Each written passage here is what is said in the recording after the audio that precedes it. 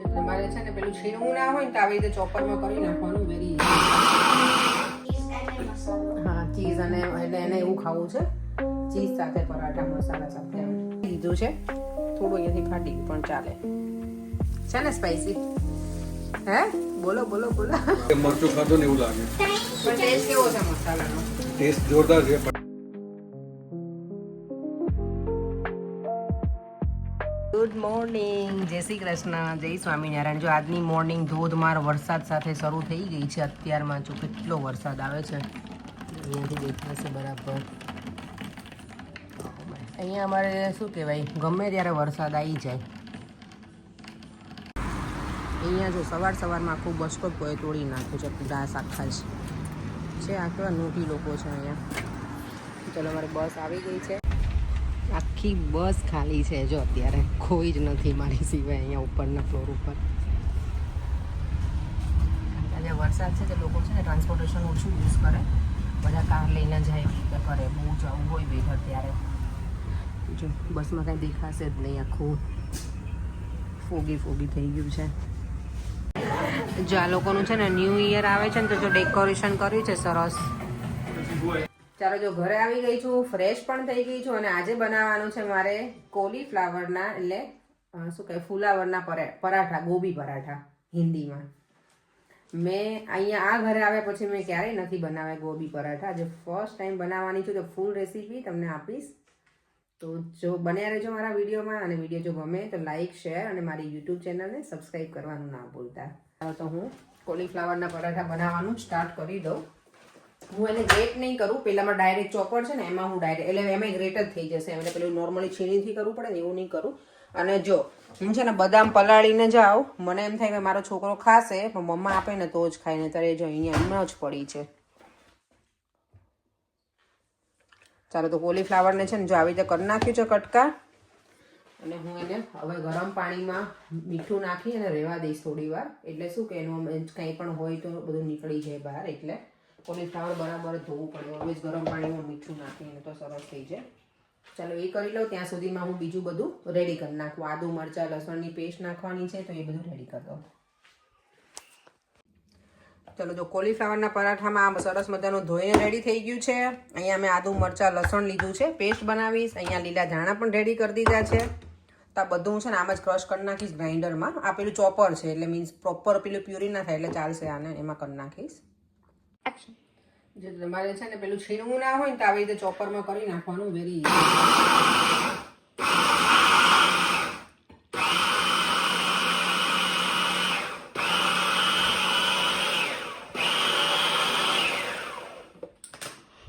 જો ચોપરમાં આટલું સરસ થાય તો પછી પણ હાથથી મહેનત કરવા બેસે What if કે ચોપર ના હોય ચોપર ના હોય તો બેટા હાથથી કરવું પડે ગ્રેટર આવે ને એનાથી કરવાનું ઓકે પણ આપણી પાસે છે ચોપર તો બધા પાસે હોય જ રાઈટ કોમેન્ટ કરો if કે ના હોય કે આ જીવન મારો વિડીયોગ્રાફી કરવા બેસી ગયો છે આજે એટલે નહીં and I have to do homework homework તો બેટા બધાને કરવું પડે જો કોઈ એમ કે કોઈના આપણા બધા એટલા બધા વ્યુઅર્સ એમાંથી કોઈ એમ કે મારો છોકરો હોમવર્ક નથી કરતો તો હું તને કહું બોલ બધાને બેટા ભણતા હોય હોમવર્ક તો કરવું પડે ને દીકરા તો પછી હવે કઈ નહીં જો દાદાને ફોન કર્યો તો દાદાની પેલા જવું છે બોલ કુંભ મેળામાં જવું છે મહાકુંભ છે ત્યાં હા પણ તમે તો અલાઉડ જ નથી કીધું કેમ તમે વોક એટલે અલાઉડ નથી મીન્સ તમે વોક ના કરી શકો બેટા ત્યાં બધું ચાલીને જવાનું છે તો વોટ ડુ યુ થિંક કે દાદાને જવું જોઈએ મેબી નોટ આપણે કાલે દાદાને ફોન કરજે યાર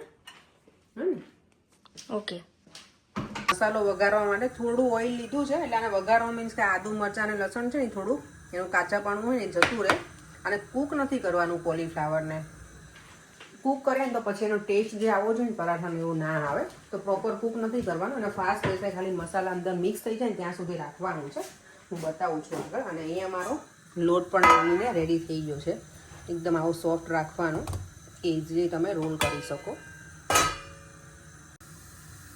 જો ઓઇલ ગરમ થઈ ગયું છે જીરું નાખી દીધું છે અને હવે આ બધું આદુ મરચાં લસણની પેસ્ટ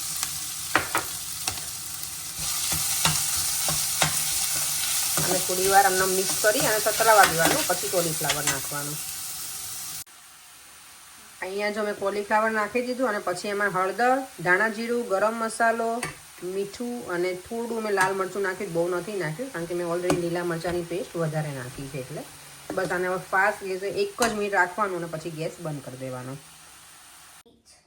જો તમે ગેસ પણ બંધ કરી દીધો છે અને મસાલો બરાબર થઈ ગયો છે. અને હવે એમાં નાખવાનું ફેવરેટ વસ્તુ લીલા ધાણા.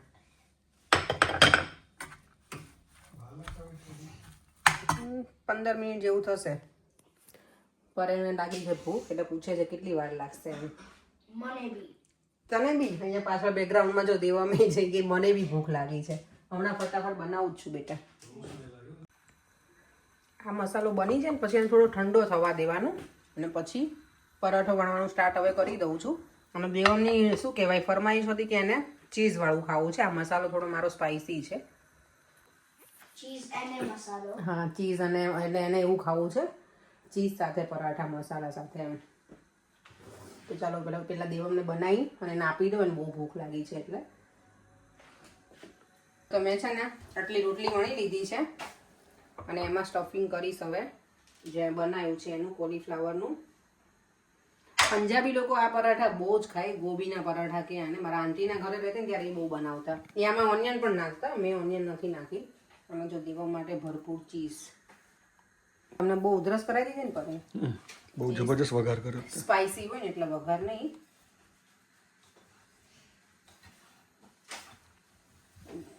લોટ છે ને પરાઠાનો ઓલવેઝ ઢીલો રાખવાનો તો પરાઠું છે ને બહુ ફાટે નહીં. નહીંતર પછી બહુ કઠણ લોટ હોય ને આપણે તો પરાઠું ફાટી જાય. એક રાઉન્ડ પરાઠું બનાવ્યું. હવે બનાવીશ શું કહેવાય પોકેટ પરાઠું કે ને સ્ક્વેર વાળું એવું બનાવું. એટલે મસાલો તો એટલો સરસ બને છે. મેં ટેસ્ટ કર્યો પણ સ્પાઇસી બહુ. લાવો તો ચમચી આપો તો હું ટેસ્ટ કરું. જો એમાં છે જ નહીં. નહીં આવી આ ચમચી હે. તમે તો મને લાગે બોલી નહીં શકો. કેમ? સ્પાઇસી છે એવું? જો હું બતાવું જો ખાઈને.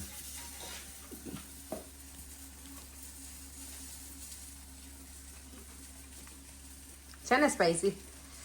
હે બોલો બોલો બોલો. બાપરે એવું લાગે મરચા ખાને એવું લાગે. એવું લાગ્યું? અરે સિરિયસલી આટલું બધું પાછી છે? પણ ના લોટ આવી જાય ને પડે એટલે પછી નહીં લાગે એટલું બધું. ખતરનાક સ્પાઇસી બનાવ્યું. મને ટ્રાય ખબર છે.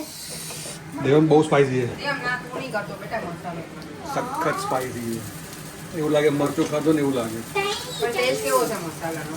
ટેસ્ટ જોરદાર છે પણ જો પૂરેપૂરા મરચા છે જો આની અંદર.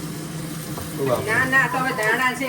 બધા વ્યુઅર્સ કહે છે એ બીજા નહીં આજે આજે ગ્રીન છે આ મરચા છે ને બધા. પણ લીલા ધાણા છે પડે ને ત્યાં મરચા નથી. આ લીલી આ પણ ટુ મચ સ્પાઇસી. જે સ્પાઇસી ખાતો ને એના માટે આ પરાઠા નથી. હાથ જોડીને પ્લીઝ. લાવો ચમચી લાવો જો દેવમને ખવડાવીએ. નાની નાની નાની. દેવમનું રિએક્શન જોવો હવે. આટલું હા થોડુંક જ આપજે અને બહુ સ્પાઇસી થોડું આપું? બહુ સ્પાઇસી છે. લે. જોવા દે પણ જોવા દે. એ તો જો કેવું છે. નહીં લાગી હશે પણ કેસે નહીં ના. એને ચમચી ફૂલ આ બધું ખવડાવવાનું તે ખાલી યલો મસાલો જ આપ્યો છે. તો બરાબર જ આપી દે મને. શું નથી? હા હા હા એ નથી હવે. હા હો બહુ તું સ્ટ્રોંગ છે. ડેડી આમે તે ખબર નથી એમ. ના સખત સ્પાઇસી. તો પરાઠા સાથે શું ખાવાનું છે આપણે? દહીં અને દહીં? ચટણી અને દેવાનું કેચઅપ હશે. આજે દેવનું ચીઝ મેલ્ટ થઈ ગયું છે. અને આંટી છે ને દેવન તને યાદ છે આંટી બધા અમને આપતા હતા પરે કેવી રીતે ખબર છે?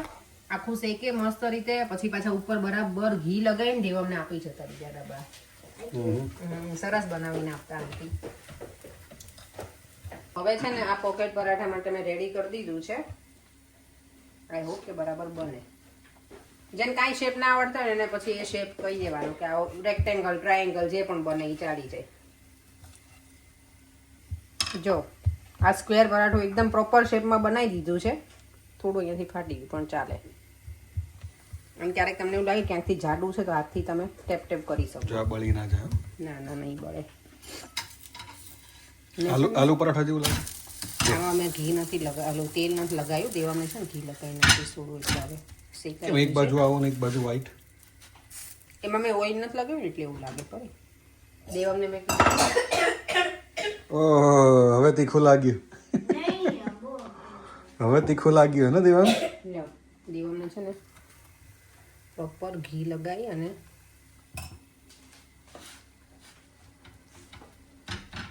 દેવન તને શેના સાથે ખાવું છે બેટા? યોગર્ટ સાથે કે પછી કેચઅપ સાથે કે ચટણી સાથે? દેવમ ટાઈડી અપ કરना चल टेबल ક્લીન કર નાખ, બધું લઈ લે. Dinner time. લોકો શું કહે છે આપણે મતલબ ડિનર તો એક મીલ તો દિવસનું સાથે ખાવું જોઈએ નહીં? આપણે તો ખાઈએ આપણે બ્રેકફાસ્ટ ને ડિનર સાથે જ હોય, ઓલમોસ્ટ સાથે હોય. બ્રેકફાસ્ટ ક્યારેક તમે વહેલા કરી લીધું હોય મારી પહેલા, યસ ડિનર તો સાથે જ કરીએ. ડિનર તો સાથે જ હોય છે, વિચ ઇઝ ગુડ. હા એટલી સાથે એક શું કે પરિવાર સાથે બેસીને જમવું જોઈએ. એક ટાઈમ તો એટલીસ્ટ ટ્રાય કરવી જોઈએ. ઘણાને જોબ ને એવું હોય તો ના પોસી. જલ્દી જલ્દી બનાવો, ભૂખ લાગી. દેવમનું બની જ ગયું છે, તમને આનંદ બને ને લો આ દેવમનું ડન. કાળું સરસ મજાનું કરી દીધું છે. ઓઇલે લગાવી દીધું પણ એક જ સાઈડ અને ઉપર મેં ઘી. કેમ દેવમને ચટણી નથી ખાવી? લે દેવમ ના ના આ સ્પાઈસી છે ને બેટા. હેન્ડવોશ કરજો ને દેવમ. ચાલો હવે ગોળ મૂક ને બેટા. જો અહીંયા સ્ક્વેર પરોઠું છે, અહીંયા છે રાઉન્ડ અને અહીંયા છે ટ્રાયેંગલ. દેવમ કેટલા શેપમાં બનાવ્યા મમ્માએ? 3. તમને જો કોઈ પણ પરાઠામાં છે ને વધારે સ્ટફિંગ ગમે ને અંદર મસાલા, તો પછી તમારે ટ્રાયેંગલ બનાવવાના. તેમાં ઘણું બધું જો સ્ટફિંગ આપણે કરી શકીએ અને સારો ટેસ્ટ આવે. ગોબીના પરાઠા ખાઈને સરસ મજાના બેઠા બધાએ જોડે ડિનર કર્યું. દેવામને પહેલાં બેસાડી દીધો હતો, પછી પરેંગ બેઠા અને મેં પછી જોડે જોઈન કરી લીધું. કારણ કે આવું પરાઠા ને એવું હોય ને ત્યારે કેવું ગરમ ગરમ હોય ને તો વધારે મજા આવે. એટલે બહુ જ મસ્ત બને હતા, પણ સ્પાઇસી બહુ હતા. એટલે હવે તો સવારમાં ખબર પડશે કે કેટલા સ્પાઇસી હતા ને પરેંગ. પણ બન્યા હતા બહુ જ મસ્ત. તમે લોકો ટ્રાય કરજો, બહુ જ મજા આવશે. મેં દેવામને ચીઝવાળા બનાવી આપ્યા હતા, અંદર થોડું ચીઝ પણ નાખ્યું હતું. મેં મારામાં એકમાં નાખ્યું ચીઝ પણ સારું લાગે, એવું પણ ટ્રાય કરજો તમે લોકો, મજા આવે. ચાલો તો વિડીયોને એન્ડ કરી દઈએ. અને આવતીકાલે છે એકાદશી, તો બધાને એકાદશીના જય શ્રી કૃષ્ણ અને જય સ્વામિનારાયણ. ફરીથી મળીશું કાલે. Bye bye. દેવમ અને મારો દેવમ જો અત્યારે પણ છે ને ડ્રોઈંગ કરે છે. શું કર્યું બેટા? પેલું બતાવ તે કરતો હતો એમાં દીકરો. અરે વાહ, આ શું પિકાચુ કર્યું? બતાવ, ઝૂમ કરવા દે, મને જોવા દે. નાઈસ બનાવ્યું દેવમ. હા નાઈસ. અને પેલું હું ટ્રાય કરતો તો 3D કરવાનું. ઓકે સારું બન્યું બેટા, પણ તોય નાઈસ બનાવ્યું. સ્ટેર્સ છે ને, નાઈસ. ઓકે ચાલો ફરીથી મળીશું કાલે. Bye bye.